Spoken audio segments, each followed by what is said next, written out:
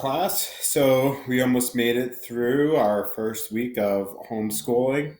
Definitely was a little bit of a challenge, I'm sure, on all of us. But I think we definitely made some strides going forward, and I think next week should be a little more seamless and should be a little bit easier on all of us. All right, so for this lesson, the next lesson, which is 18-4, it does not too much to it. So before I start with 18-4, I want to go over a couple of questions from 18.3.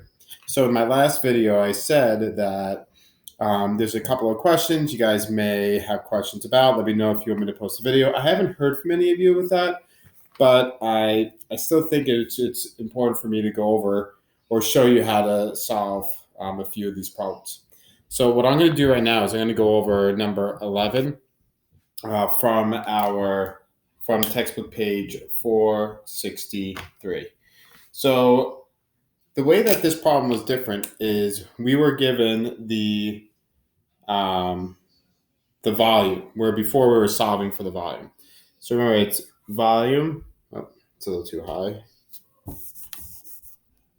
Volume equals length times width times height. Oh, let me try to refocus this a little bit. All right, that's a little bit better. All right, so in this case, I'm just going to write down what we were given. So we were told that the volume, let me write it right here. So it said the volume is 56. The length is 4. The width is 7. And the height is unknown. Okay, so what we're going to do is we're going to use substitution, just like we normally do. So we're going to substitute in for the variables. So what I'm going to show is instead of writing V, we actually know what V is. We know that the volume is 56. So 56 equals the length, which is 4, the width, which is 7, and the height is unknown. So you can give it the variable X, you can give it any type of variable, you can just give it the variable H for height. So at this point, I see there's a little bit of a glare here. Let me move it like this so you can see a little bit more. All right, so at this point, we need to solve for the variable H. So before I do that, I'm going to multiply 4 and 7 together. So it's 56 equals 4 times 7 is going to be 28 times the height. Okay.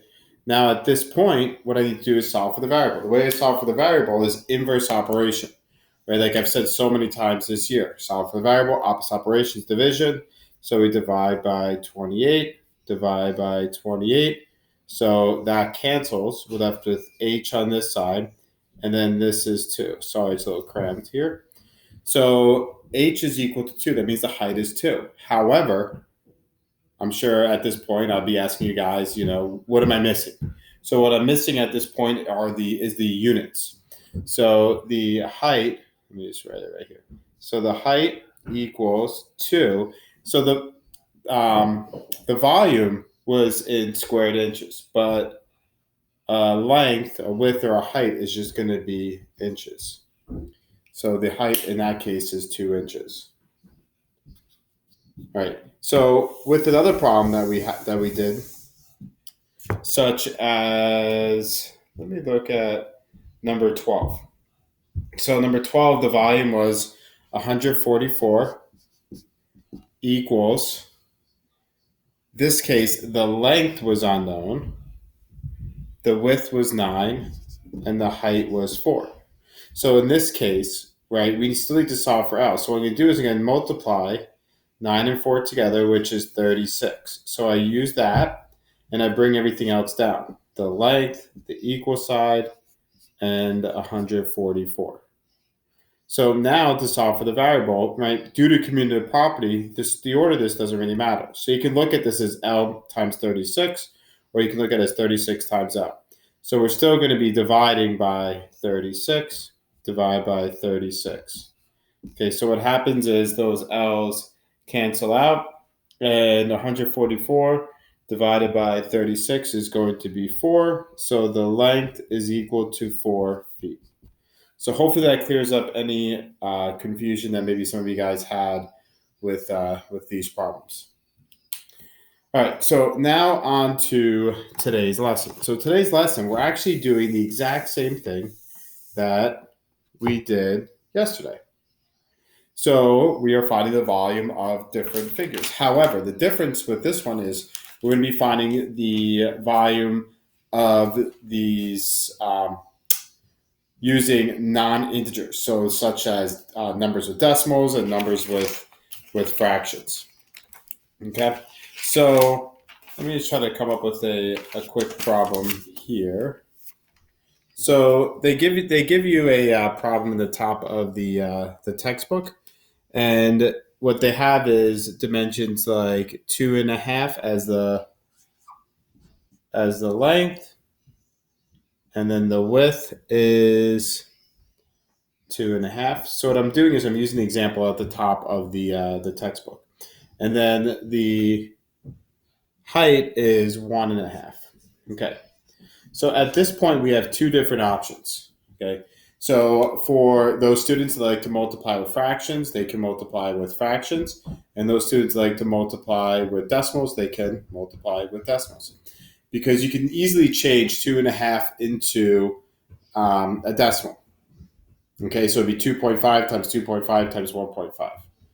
However, okay, let's say this problem was different. Let's say it was 2 in the third.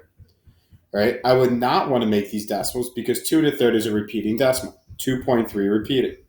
So in this case, I would need to multiply everything out together. So in order to do that, I would make them improper fractions. So the volume equals, so remember, multiply the denominator by the whole number, add the numerator. So that's 5 over 2 times, so 3 times 2 is 6 plus 1 is 7. So 7 over 3 times 2 times 1 is 2 plus 1 is 3 over 2. Okay, so now with multiplying these out together, we can do a little bit of cross simplifying here. So these 3's can go into themselves one time. And now I'm looking here, I don't really see anything else. So the volume equals, so 5 times 7 is going to be 35. Okay, so 5 times 7 times 1 is 35. And then we have 2 times 1 is 2. And then times another 2 is going to be 4. Okay, then what we have to do is write this as a mixed number. So you could do on the side, you could be like, okay, 35 divided by 4, right? So this goes in 8 times, which is 32. We subtract, we get 3. So 3/4. So the answer is 8 and 3/4.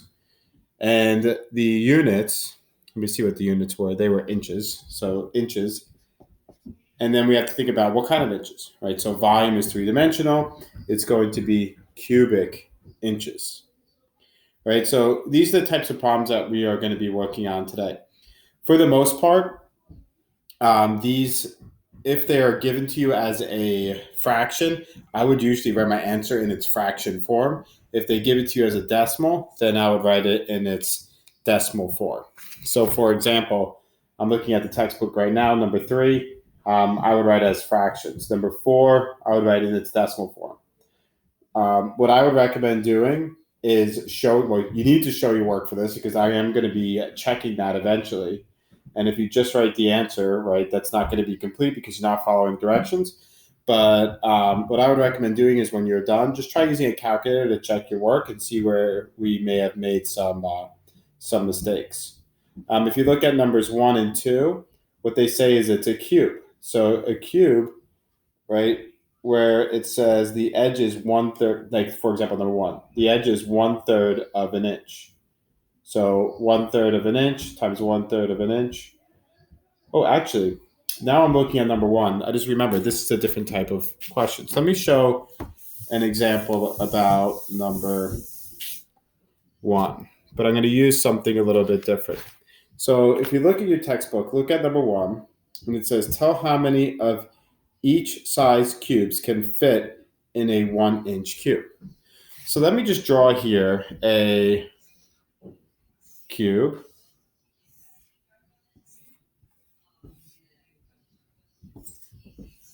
All right. So I'm going to do a different question than numbers 1 and 2 because I want you guys to try those out.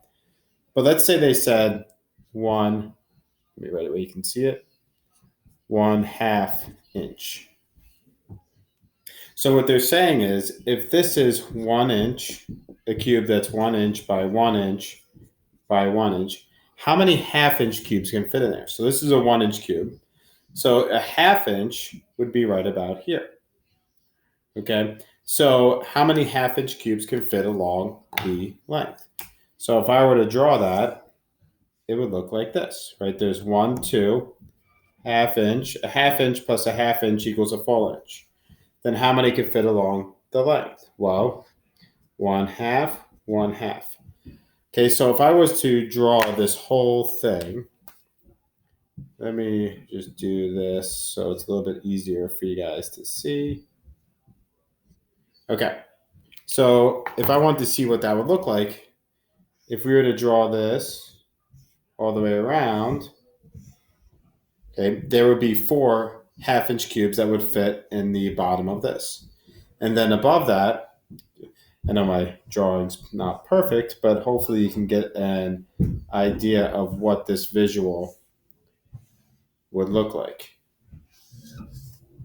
Right, so what I have here is it may be hard to see, but there's 1, 2, 3, 4, 5, 6, 7, 8 cubes that can fit inside of this. So the easier way to figure out how many 1/2 inch cubes can fit in this 1 inch cube is think about, let me erase this. So in the length here, there are 2 cubes, right? There's 2 1/2 inch cubes that can fit into this. In the width here, there's 2 cubes and then 2 cubes. So 2 times 2 times 2 is going to be, well, 2 times 2 is 4 times 2 is 8 cubes. 8 1/2 inch cubes can fit into that. All right. So it looks like I'm pretty much out of time. It's probably going to cancel on me in a moment. Let me know if you have any more questions about this. All right, guys. I'll post the homework along with this when I'm going to post the classwork along with this and the homework a little bit later in the day. All right. Thank you.